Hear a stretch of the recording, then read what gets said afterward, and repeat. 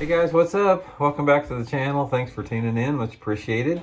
And today I'm going to have a discussion surrounding Livewell additives and if they work, if they're any good, and sort of give you some tips and advice on how to keep your bass healthy and active.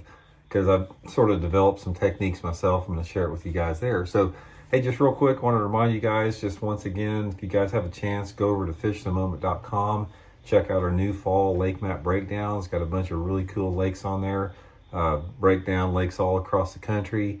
Also, we got Johnny and I's bass camp that we're going to have November 6th. I've been talking about here in Springfield, Missouri. It's an 8-hour, basically a seminar. Johnny's going to take all the deep water electronic stuff. I'm going to have all the shallow water applications. It's going to be at the Boatworks facility in Springfield, Missouri. You can check out the Baitworks tackle store that's right there too while you're there. You can sign up for that at fishinthemoment.com. It's appreciated. Okay, let's talk a little bit about Livewell additives here. You hear a lot about this, about things you can do to help keep your bass more alive, more active, that type of stuff. I've used about all of it. I've went through tons of different additives. I've used ice, I've used, salt, just about anything you could possibly think of. And, for so many years, I just used a variety of different, additives. Most of them are sort of salt-based, that type of stuff. And to be honest with you guys, I never really noticed much of an effect as far as it had on the bass, as far as making them more lively, that type of stuff. I do think that some of the additives here, they have some ingredients in it that actually can help maybe heal some of the hook wounds that a fish gets, maybe, increases their survival odds, which is a good thing there. And I've also used ice quite a bit too. And I tell you guys right off the bat, one of the things that I found out about this is the times that I have used ice or some type of additive in my live well are the times that I've had some issues with some bass, either not making it or just seem like they're weak a little bit. And I haven't had many, situations like that. I'm going to guess over the course of an entire tournament season, all the tournaments I fish, I rarely lose a fish. Sometimes maybe one, maybe two for the whole season out of the whole year. And, I really try to take good care of them there. I went through this stage of using different additives and that type of stuff, and I didn't really notice any difference. I really didn't. I didn't notice any difference in the liveliness of the fish. So anymore, I've basically gotten where I don't use anything in the live well. I don't even use ice. There's two things that I have found out that override everything. Actually, three. There's three things that override everything else as far as everything you can do to add to the water to increase the survival chances. Number one is to keep your aerators on manual all the time. Boat manufacturers, in my opinion, shouldn't even have an auto option on the live wells. You need to put those live wells on manual.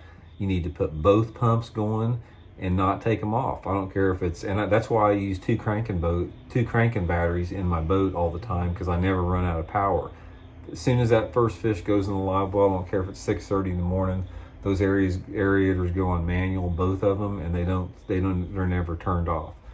Second one is you really have to monitor your water levels in there, because a lot of times the seals on your live well plug sometimes will leak a little bit, and you'll lose water through the drains a lot of times when you're running down the lake.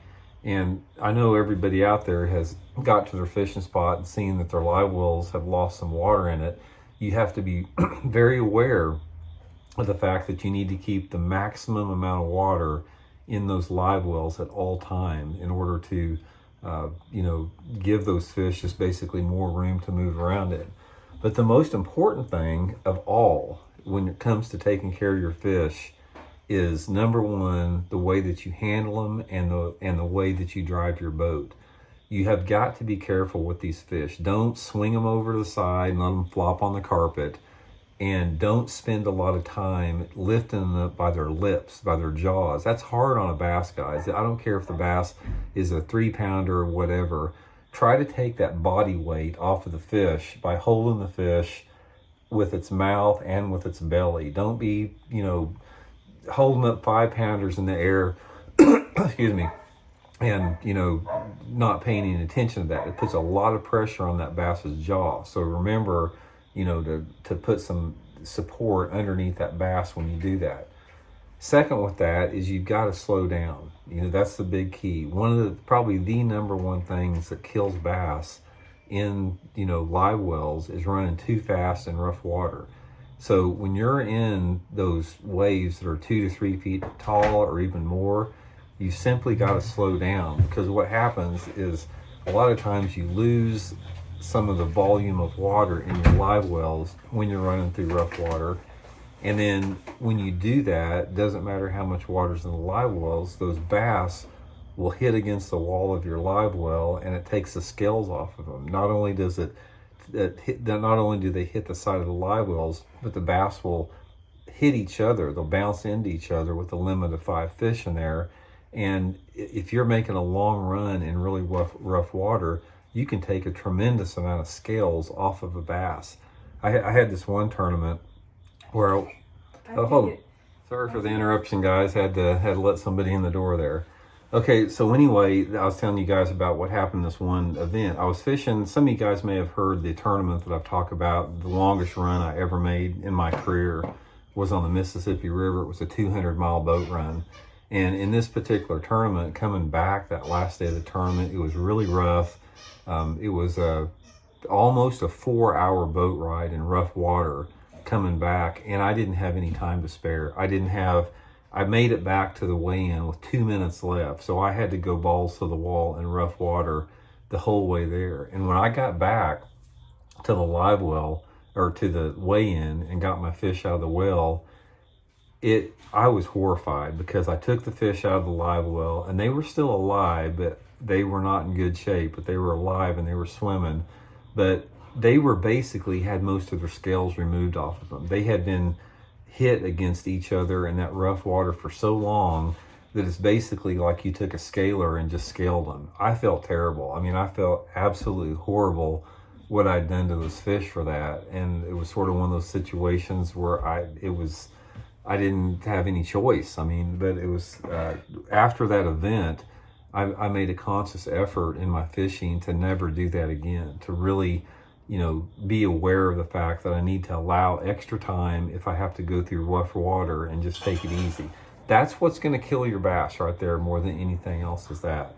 So anyway, in as far as additives goes, one of the things I'll suggest, this back to the additive thing, is if you're going to use additives, use them in a very sparing amount. One of the things I found is a lot of people think if they put more in there, it's a better thing. But I just if I'm going to use it sometimes, I just put just a little bit in there. Most of the time, I don't use it anymore. I found out that my bass, are more lively and they seem more healthy if I just do those 3 things. Keep plenty of water in the well, keep those aerators on manual, and slow down in that rough water.